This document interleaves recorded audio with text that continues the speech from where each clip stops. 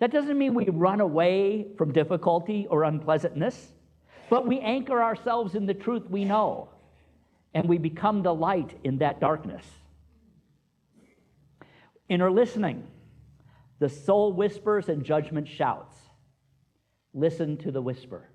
Choose the whisper.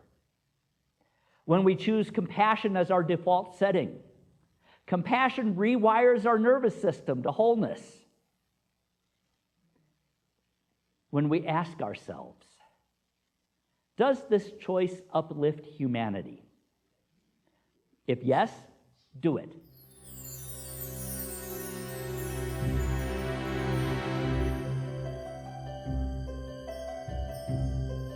You know, it is Thanksgiving week, and one of the things I am so grateful for, and we talked about it yesterday afternoon, was what great music we have here. And how the music is, yes. And how grateful I am as a minister, because the music that Todd and our band and our singers come up with doesn't just support the message, it's part of the message. That's a true blessing, so thank you. And yes, this is Thanksgiving week, and I'm going to start by telling you, if you came today expecting to hear the regular annual Thanksgiving message, sorry, that's not what we're doing today. What we are doing is so important, I feel, in healing the DNA, that I didn't want to break this series up. If you want to hear a good traditional Thanksgiving message, you can go to our YouTube channel or our website and find last year's. It was good. I also, before we get into today's lesson, want to let you in on something we've been kind of keeping secret. But one of my fellow ministers here in town let the cat out of the bag. So I'm going to let you know early what's happening Christmas Eve. Christmas Eve, we are doing a candlelight service. And we are doing it with two other New Thought congregations right in this room, with Albuquerque Center for Spiritual Living and Rio Grande Center for Spiritual Living. Yes. They will be joining us. It's an all-new service that the other two ministers and I have created, and Todd and some of their musicians have been working on the music for it.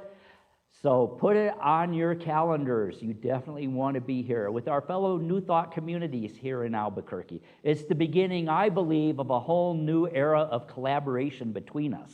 Rather than being kind of in competition with us over the years, with each other over the years, we are now collaborating, because the world needs the message we all have. So, all right. So with all of that said, let's finish up our series, our journey, the one that has taken us through the tribal stories we carry, the personal patterns we've written, and the national wounds woven into our collective tapestry. Today, we arrive here. We arrive at the place where we enter into that awareness, that engagement with our own soul DNA. And you may be going, what is soul DNA? It's not a term I'm really familiar with. Well, simply put, it's the original code, the eternal pattern, the spark that perceives every story you've ever written about yourself. Your soul DNA is the part of you that is untouched by trauma, unbroken by experience, unhurt by history, and unfazed by anything life has done to you, or anything you have believed about yourself. This is the part of you that has only ever been and only ever will be whole and complete. Today is the day we remember who we are. Soul DNA is not something you inherit. It is what you are. It is something that you are. It is the blueprint of your wholeness that is stamped into your being even before your body ever formed. It's the divine identity that Jesus called the kingdom within. When he referred to that kingdom within, he was talking about your soul DNA. In the Buddhist tradition, the Buddha called it your true nature.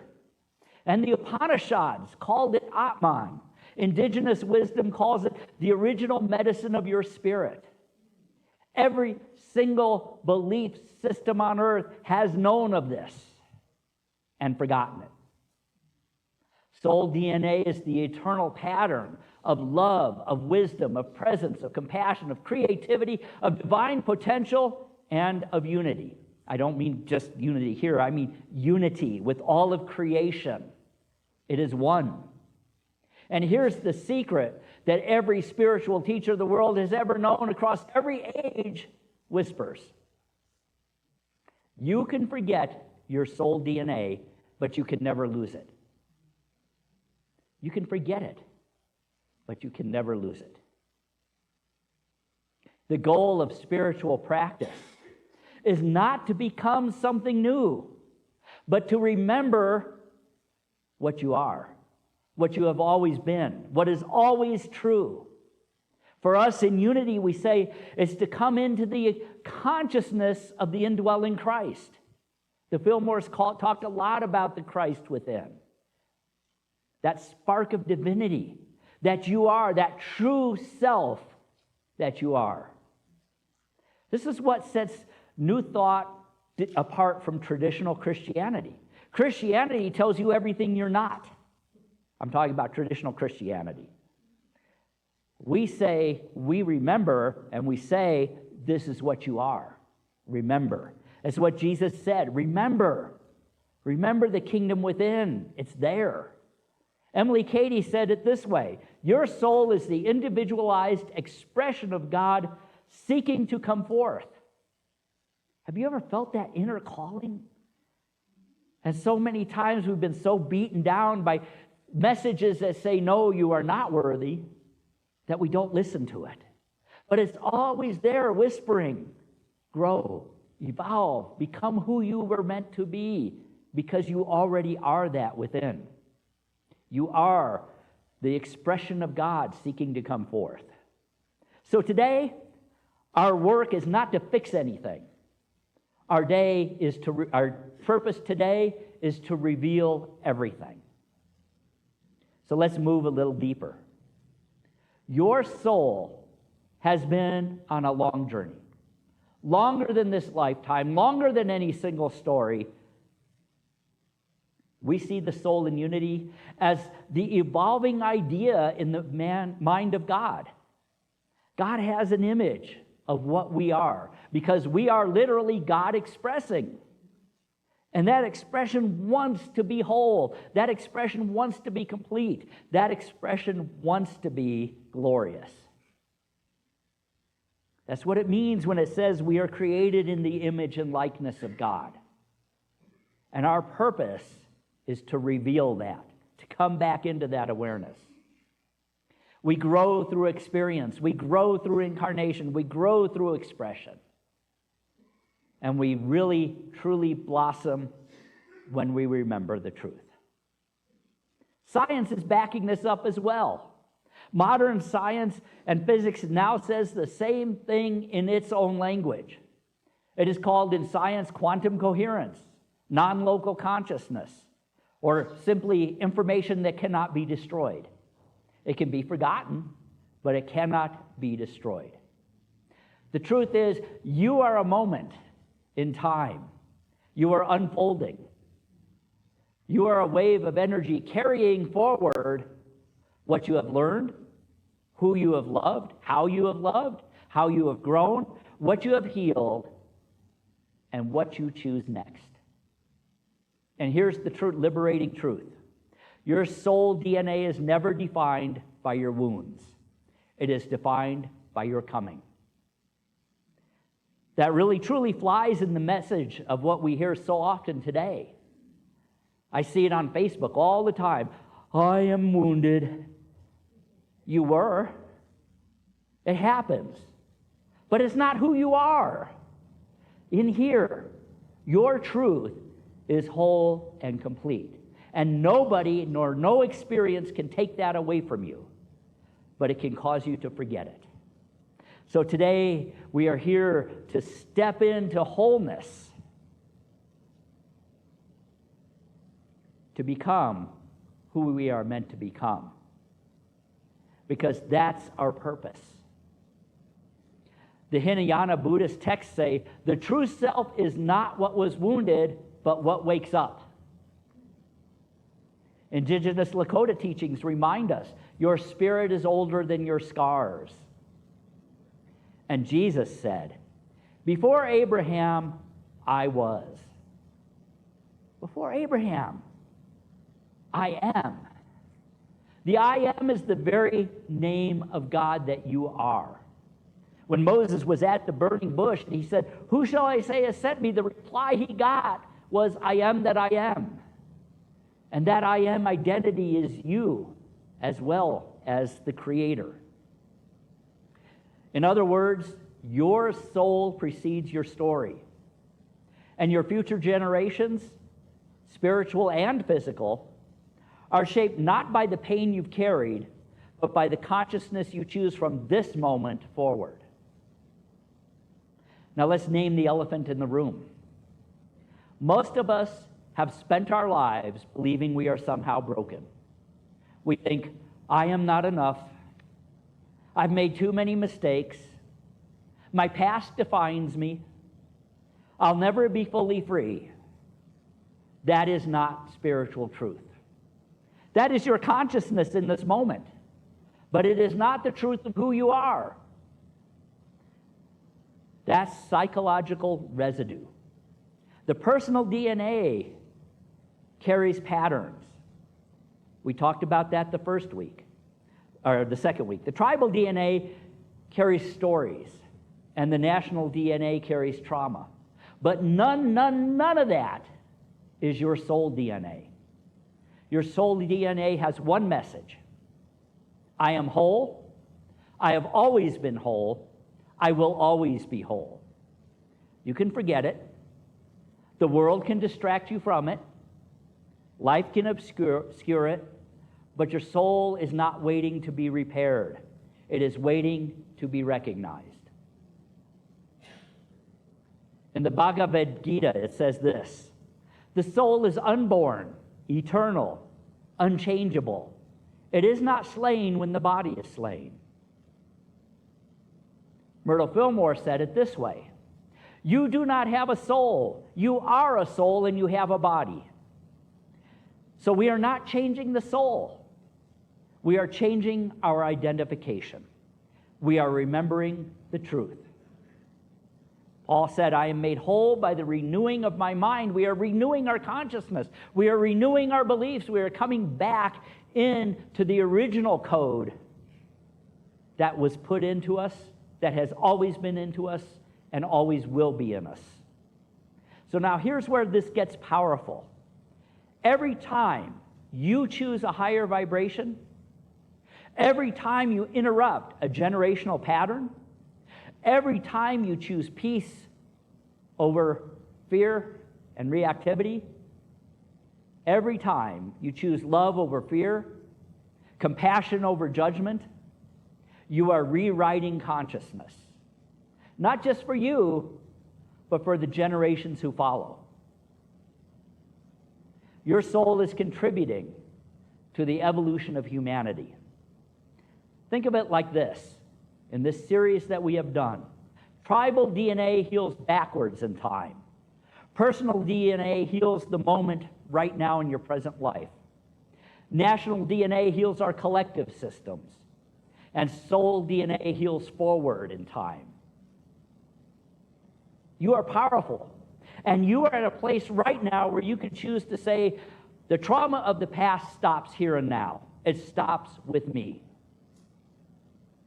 And when you do that, you heal the future. Your future generations and humanity's future. Your awakening becomes the inheritance of the future. Your love becomes the world's evolution. We just sang that song, which just gets me every time we sing it. I stand for love. Do we really? Good, some of you do. And if we do, then we work on healing the DNA now. That's how we do it. Can you begin to understand how important this is? No? Okay. Can you begin to understand how important you are? Can you begin to understand how necessary it is that we change our thinking? You have, I have, we all have a sacred obligation to do this work, to heal, to awaken, and to become. There's a scientific term for this, those of you who like science. It's called epigenetic inheritance. Trauma can be passed down. So can healing. Love rewrites the code. The Talmud says, every blade of grass has an angel hovering over it, whispering, grow, grow, grow. Your soul is that angel. Your soul is that angel bending over humanity and saying, evolve, heal, rise, become. And every small act of consciousness you choose ripples outwards in ways you will never see. So what does it mean to live in wholeness? What does that mean? It doesn't mean that life is perfect. It doesn't mean you won't have struggles. It doesn't mean you float around smiling like a happy-faced balloon that escaped from some 6-year-old's birthday party. Wholeness is not the absence of difficulty. It is the presence of the divine within that difficulty. That's so important that we understand that. Wholeness is not the absence of difficulty. It is the presence of the divine identity within that difficulty. It's always there. That is what allowed Jesus to overcome everything he overcame. Because he knew that was there, that was the truth, despite what was happening to him. When we meet life with compassion instead of fear, we speak truth from love instead of from ego. When you create possibility instead of limitation, you respond rather than react. I shared with our member class yesterday. Think about those two words, react and respond. When we react, we are reacting what is happening. But when we respond, we are taking responsibility to shift it, to be aware of the divine that is present even in that moment, in that experience, and to call that forth into being. Wholeness is not a destination. It's a way of being. It is living from your soul rather than from your wounds. It is remembering your true nature when the world around you forgets it. It is embodying the kingdom within and expressing it to the world around you. So how do we do that? How do we anchor this? The first thing we do is practice radical presence. Radical presence. Every moment we choose to be present, we return to our soul. That doesn't mean we run away from difficulty or unpleasantness, but we anchor ourselves in the truth we know, and we become the light in that darkness. Inner listening. The soul whispers and judgment shouts. Listen to the whisper. Choose the whisper. When we choose compassion as our default setting, compassion rewires our nervous system to wholeness. When we ask ourselves, does this choice uplift humanity? If yes, do it. If no, don't do it. If you're sitting there and wanting to post something on Facebook that doesn't uplift humanity, don't do it. We use affirmative prayer here in Unity. The Fillmores taught that prayer is the language of the soul organizing substance. We affirm what we would love to see. We affirm what already exists in God mind. We hold a vision. We allow the soul's instruction to rise rather than forcing our will downwards. And finally, forgiveness. Almost finally, there's one more. Forgiveness. Forgiveness is the soul removing the debris of memory. It's the freeing power we have. And finally, we live in gratitude. I had to tie it into Thanksgiving somehow. We live in gratitude. Things may be rotten, but we are whole. And when we anchor ourselves in that gratitude, that no matter what is going on around us, God is with me, God is expressing as me and through me, we can live in gratitude. So here we are in this moment, this last Sunday of this extraordinary journey that we have made. We have traveled through ancestors and patterns, through history and heartbreak, through systems and shadows, and we have arrived at this truth. This truth where Spirit calls and says, you are whole, you are holy, you are eternal, you are love expressing, you are the evolution of humanity in a single form. Your soul DNA is calling you to rise, to heal, to become, to create, to bless, to shine, to lead, to love, and to remember. Because when you remember, you remind everyone around you. You are the future's ancestor. Do you realize that? You are the future's ancestor. So let your choices be your love letter to tomorrow. And so let's take a moment and create a love letter right here and right now. And then we'll expand on that after the service. But for right now, I invite you to settle comfortably in your seat, to place your feet gently upon the floor, to let your hands rest easily in your lap.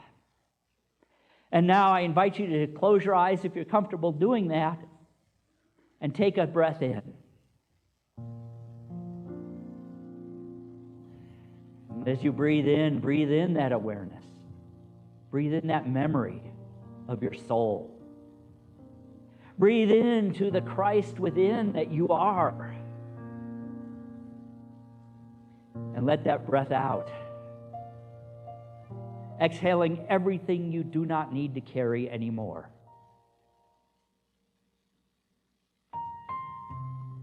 Let your shoulders drop. Let the space around your heart widen.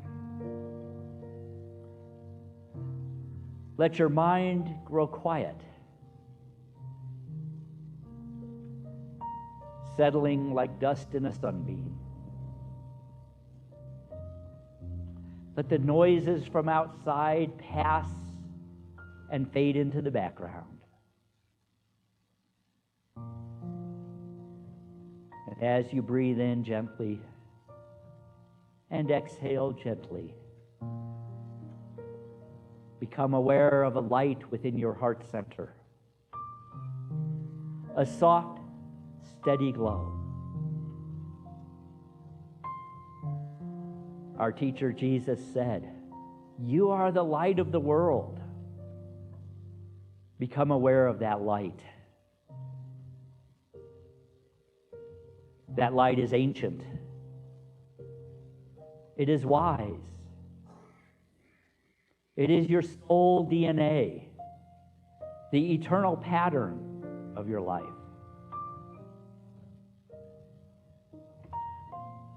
See it now.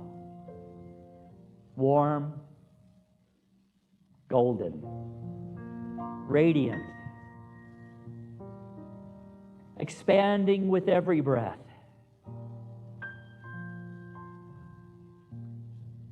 And now, with your next inhale, visualize this light rising to your mind,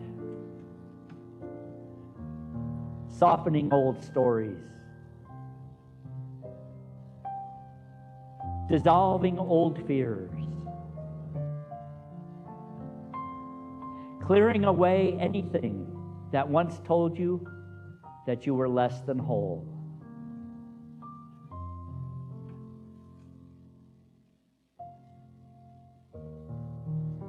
As you exhale, feel that light traveling down your spine, relaxing your body, releasing tension, grounding you in perfect peace.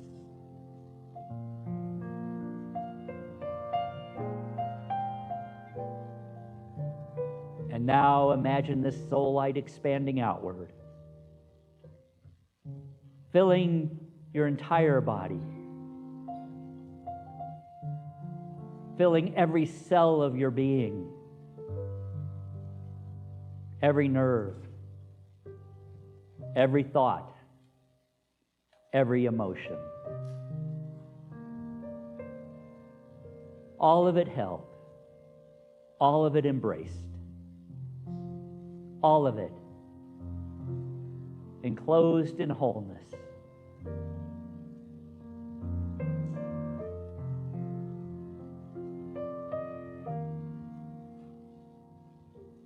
And as this light grows, it begins to move beyond your body, filling the space between you, touching the person next to you, filling this entire room,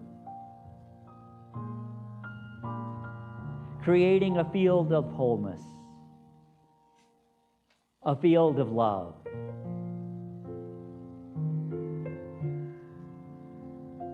A field of healing.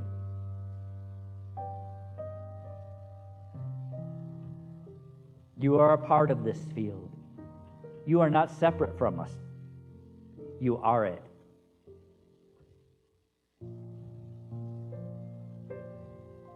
And now,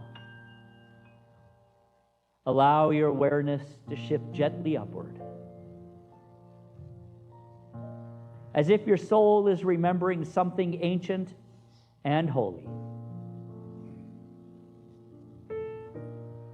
A truth older than your wounds, older than your stories, older than your fears. A truth that whispers, you are whole. You have always been whole. You will always be whole. Allow that truth to echo inside of you. Let it settle. Let it return you to yourself.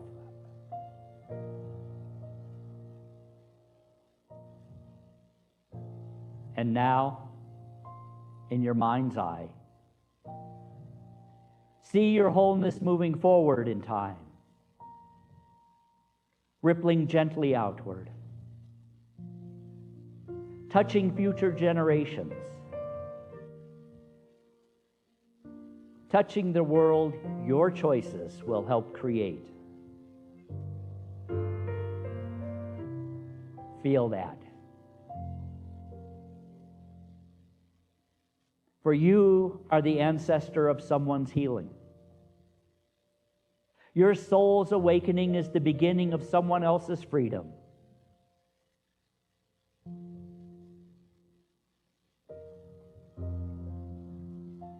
Imagine a future generation that is healed and whole, that is free in every way,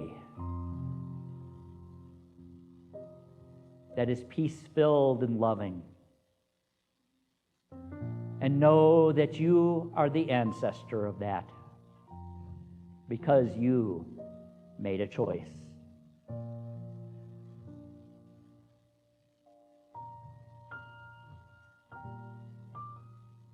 Without you, it cannot happen.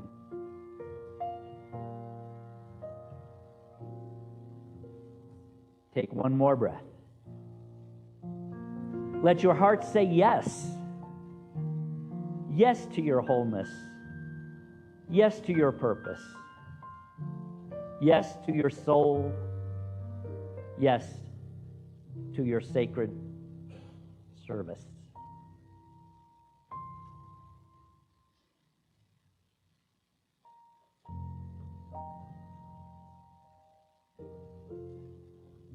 And now, begin to remember your presence in this room. You are inhabiting your current body, your individuated consciousness, a consciousness that has said yes, a consciousness that has made a choice, a consciousness that remembers. You are the ancestor of the future. When you are ready, open your eyes and return to this now moment.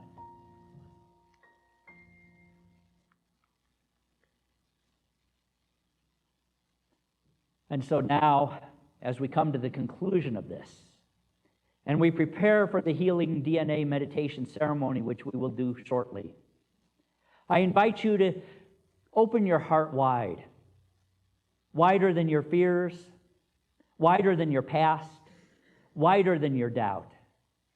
Because in the meditation that we will do in a little while, you will activate all 4 layers of DNA: tribal, personal, national, and soul, and return to your truth. The truth is that wholeness is not something you become. It is something to remember. And today, we remember together. Namaste.